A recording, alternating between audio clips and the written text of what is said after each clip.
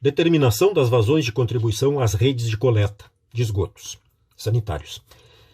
As vazões escoadas nas redes de esgotos sanitários são constituídas por vazões de esgotos domésticos, é a vazão principal, as vazões de infiltração tão indesejáveis e as vazões concentradas. Vazões concentradas são, por exemplo, o efluente que sai de um shopping center, de uma escola, de uma universidade, de um quartel, de um grande loteamento. Então, em um único PV, quem sabe em dois, nós lançamos a contribuição de centenas, quem sabe milhares de pessoas.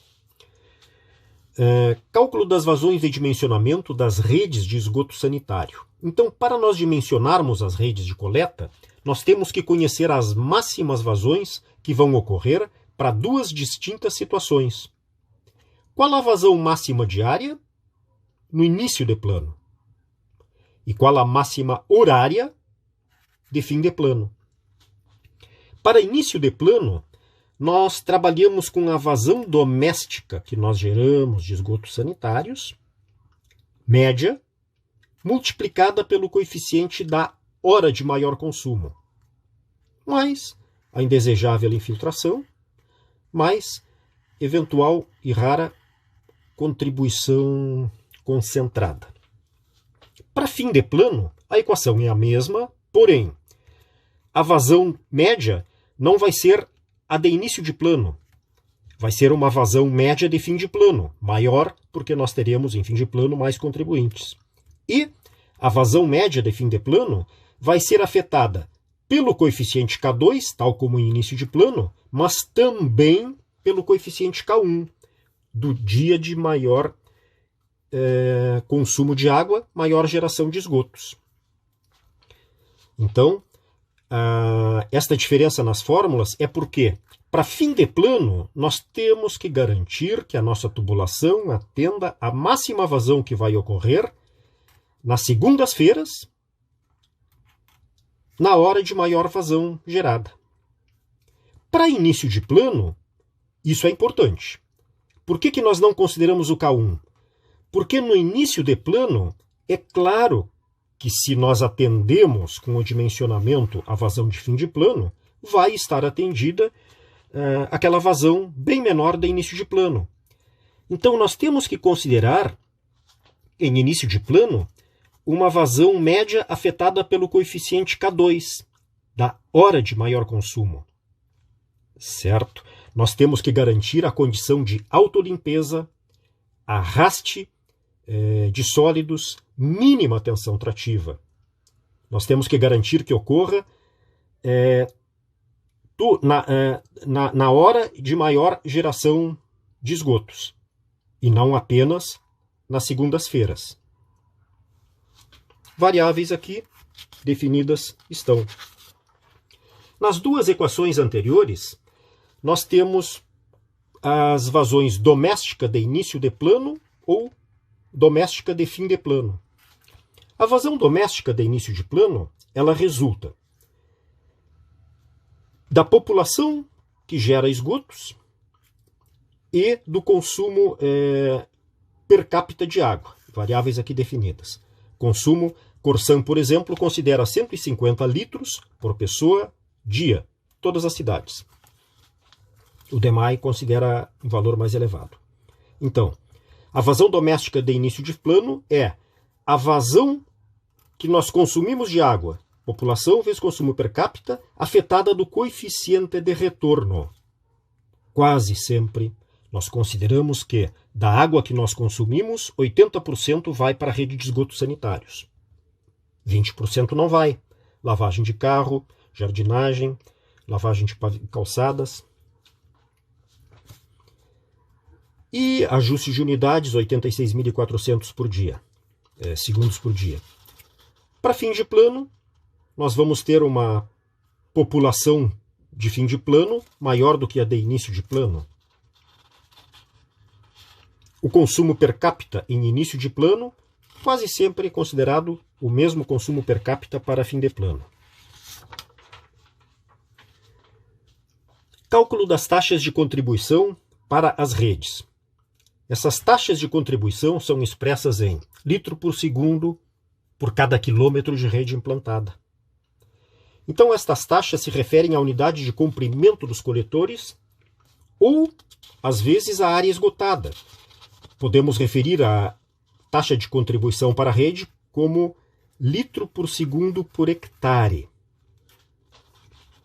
A taxa referida à área, litros por segundo por hectare atendido pela rede, quase sempre é adotada para avaliar vazões de áreas previstas para futuras expansões urbanas. Nós temos em Porto Alegre, Cachoeirinha, na região metropolitana, grandes manchas verdes ainda que futuramente vão ser beneficiadas, se podemos dizer assim, pela implantação de condomínios, reservando áreas verdes, grandes loteamentos. Para fazer a determinação das taxas de contribuição, o que é necessário?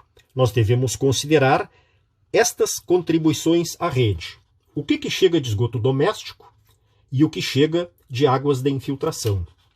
As águas de infiltração, sem considerarmos aportes clandestinos, elas chegam a maximizar em 10%, 15% a vazão que chega a uma estação de tratamento de esgoto.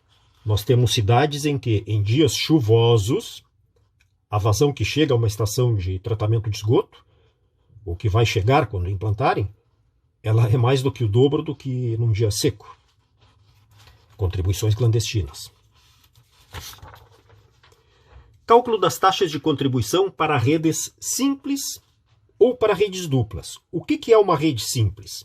É quando nós temos uma rua e a tubulação vai só pelo eixo da rua, pegando domicílios de ambos os lados. E o que nós chamamos de rede dupla é quando de cada lado da rua vai um coletor de esgotos. Ou vai pela calçada, ou vai pelo pavimento viário próximo do meio-fio. Essas taxas de contribuição à rede são expressas por estas fórmulas: para início de plano, para fim de plano. Daqui vai resultar litros por segundo por metro ou litro por segundo por quilômetro. Então, em início de plano, nós temos uma vazão de esgotos domésticos, que é aportada, afetada pelo multiplicador da hora de maior consumo 1,5, dividido pelo comprimento da rede de coleta. Vamos ter, então, por exemplo, 2 litros por segundo por quilômetro, 20 litros por segundo por quilômetro. Depende da vazão. E em fim de plano, o que muda é que nós vamos ter uma vazão média doméstica para fim de plano. Em fim de plano, área mais densamente ocupada, maior taxa litro por segundo por quilômetro. O cálculo das taxas de contribuição para redes simples e para redes duplas. Vamos ver o conceito, o que é rede simples, novamente agora vendo a figura. Rede simples. Me desenvolvo pelo eixo da rua. Chega num ponto, por uma razão, já veremos qual, o projetista faz com que a tubulação vá em direção a uma cabeceira, não mais pelo eixo, mas sim pelas duas calçadas, pelos dois passeios, ou próximo do meio-fio. O que leva a que o projetista não mais vá pelo eixo da rua? Pelo seguinte: quando um terreno é plano, tenham em mente, na medida em que nós vamos para montante, num terreno plano, cada vez o recobrimento da tubulação é menor, porque as tubulações de esgoto trabalham com declividade, escoamento por gravidade. Se nós chegamos num ponto onde estamos com o recobrimento mínimo normatizado pela ABNT, eu não posso continuar pelo eixo. Mas a norma prescreve que nos pavimentos o recobrimento da geratriz superior pode ser menor. Então o projetista, quando atingiu o recobrimento mínimo, foi para os dois passeios e continuou agora atendendo a menor exigência para o recobrimento da tubulação. Nos passeios, nós temos muito menos carga móvel. Elas são de baixa frequência e de menor valor. do que no eixo do sistema viário. Aqui uma legenda que nos mostra que, em início de plano, numa primeira etapa de implantação, implantaram-se os coletores representados por linha contínua. E para fim de plano, uma segunda etapa, é que se estendeu mais em direção à cabeceira estes coletores. Em fim de plano, esta área atingiu uma ocupação, habitantes por hectare maior, viabilizando aqui a extensão, o prolongamento da rede coletora. Aqui o conceito comprimento virtual, de início e fim de plano. O comprimento, quando nós temos redes simples, redes simples, seria isso aqui, pelo eixo da rua, certo? Então nós podemos falar em tantos litros por segundo sendo aportados às tubulações de coleta. Porém, quando nós coletamos cada lado da rua por uma tubulação em separado, o que vai chegar por cada metro ou por cada quilômetro de coletor vai ser reduzido à metade. Por quê? Aqui nós recebemos as casas de um lado da rua e aqui embaixo as casas do outro lado.